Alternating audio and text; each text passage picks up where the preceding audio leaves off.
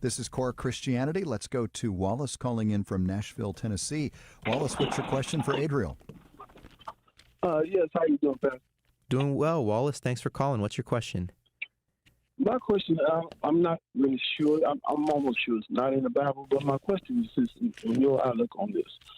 Our Lord and our God is omnipotent, and also He is also, He's all knowing. And my question is that why would He put the tree of good, a knowledge of good and evil, in the garden, knowing that man would sin, and that He Himself would have to come into the world and redeem mankind and die for us the way that He did? Yeah, it's an excellent question. I mean, if God knows everything, why put the tree of the knowledge of good and evil there in the garden? Well, Adam and Eve, left to the freedom of their own will, He gave them free will, chose to rebel against God. And the tree of the knowledge of good and evil there in the garden in Genesis chapter 2 is a tree of testing. There's a decision that's going to be made here. He's called humanity to follow Him. Will they listen? Will Adam listen? And there, Adam is the representative head of humanity. We all, born as human beings, are born in Adam. And fallen in Adam, we inherit sin, original sin, the guilt of Adam's sin, but also the corruption that's associated with it. And so this act, this sin of Adam, led to a lot of devastation, pain. And the question is, well, why would God allow it then?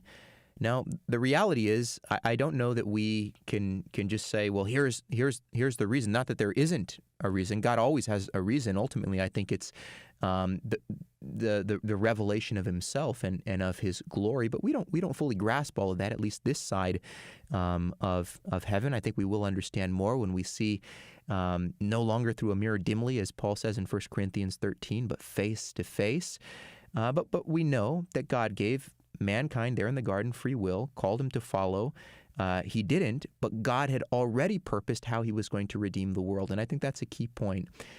Yes, God allowed this to happen, this sin that led to death and devastation, but God does not allow anything that He hasn't already purposed how to defeat, if you will, conquer. And that's what He did. And that's why we get the promise of the gospel there in Genesis chapter 3, verse 15, where He says to the serpent, right, I'm going to put enmity between you and the woman, between your seed and her seed.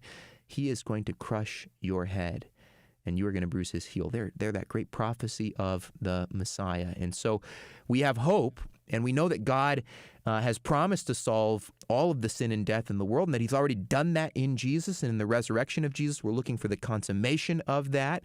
But in terms of why, why God did you do it? Well, I think we're going to understand that more fully in eternity. We know that He's in control, and we know that He's good, and we know that He's conquered evil, and so we rest in that.